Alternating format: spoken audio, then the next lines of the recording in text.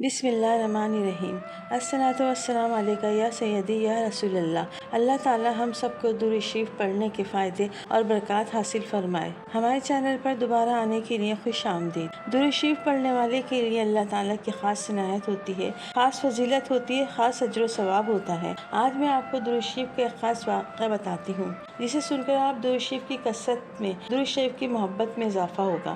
آج کی اسٹوری ایک ایسے شخص کی اسٹوری ہے جس کی زندگی میں کچھ نہ تھا، بہت مفلس تھا، تنگ دست تھا، اس کی زندگی میں کچھ بھی نہیں تھا، زندگی غربت میں گزر رہی تھی۔ پھر اسے درود شریف کا وظیفہ ملا کہ درود شریف کیسے پڑھنا ہے، کس تعداد میں پڑھنا ہے۔ پھر اس تعداد کے مطابق اس نے پڑھنا شروع کیا تو اس کی برکات اسے ملی۔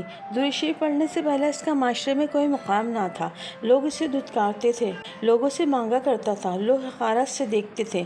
لیکن جب اس نے 313 روزانہ درود شریف پڑھنا شروع کرا تو اس پر اتنا کرم ہوا، جو لوگوں سے مانگا کرتا تھا اس نے دوسروں مدد کرنے کے قابل ہو گیا۔ اور آج درود شریف کیسے پڑھنا ہے اس کے بارے میں بھی بتاؤں گی۔ 313 کا عدد اللہ کی مدد کا عدد ہے، برکت کا عدد ہے۔ علماء اکرام بتاتے ہیں جس نے 313 دفعہ پڑھ لیا وہ کثرت سے پڑھنا شمار ہوتا ہے، اور اسلامی تاریخ میں اس عدد کو بہت زیادہ اہمیت حاصل ہے، کیونکہ جنگ بدر میں صحابہ اکرام کی تعداد 313 تھی اور ان کے مقابلے میں کفار کا لشکر 1000 پر مشتمل تھا۔ ان کے پاس گھوڑے تھے، جنگ کا ساز و سامان سب کچھ تھا، لیکن مسلمانوں کے پاس نہ جنگی اور بہت کم تھا، اور لوگ تعداد میں بھی بہت کم تھے۔ اللہ تعالیٰ نے مدد فرمائی، فرشتے نازل فرمائے، اور اللہ تعالیٰ نے مسلمانوں کو جنگ بدر میں فتح حاصل فرمائی۔ لیکن مسلمانوں کے پاس جنگی ساز و سامان بھی بہت کم تھا اور تعداد میں بھی بہت کم تھے، لیکن اللہ تعالیٰ نے ان کی مدد فرمائی، فرشتے نازل فرمائے، اور اللہ نے مسلمانوں کو جنگ بدر میں فتح حاصل فرمائی۔ علماء اکرام فرماتے ہیں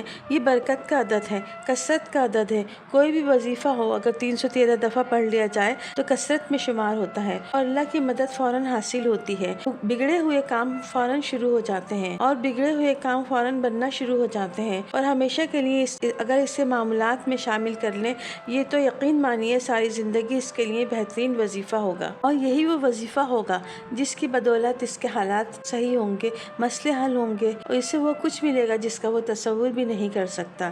ایک شخص تھا جو بہت زیادہ غریب تھا، مفلس تھا، اس کی زندگی غربت میں گزر رہی تھی، بڑا پریشان تھا، چاہتا تھا کہ اس کے حالات بدل جائیں، اس کی زندگی میں خوشیاں آئیں، تو اسے کسی نے 313 دفعہ درود شریف پڑھنے کا وظیفہ بتایا، اور اسے بتایا گیا اگر تم یہ وظیفہ پڑھو گے 313 کا تو اللہ کی خاص نظر کرم ہوگی، اللہ تمہیں وہ سب کچھ دے گا جس کی تمہیں خواہش ہوگی۔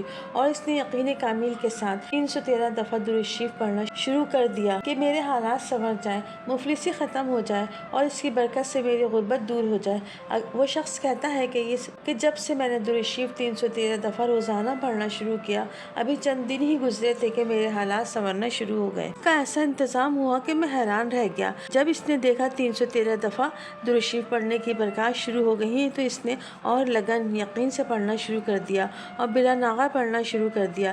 اس بابرکت وظیفے نے اس کی زندگی بدل دی۔ وہ کہتا ہے کہ اللہ نے مجھے بہت زیادہ عزت دی، غربت سے بھی نکالا، عالیشان گھر دیا، اور اللہ نے اتنا دیا کہ میں لوگوں کی مدد کرتا ہوں۔ اگر کوئی ہزاروں میں نہیں پڑھ سکتا ہو یہ درود شریف کا چھوٹا صیغہ ہی پڑھ لے، اور پڑھنے کا طریقہ یہ ہے کہ اٹھتے بیٹھتے چلتے پھرتے بھی پڑھ سکتے ہیں۔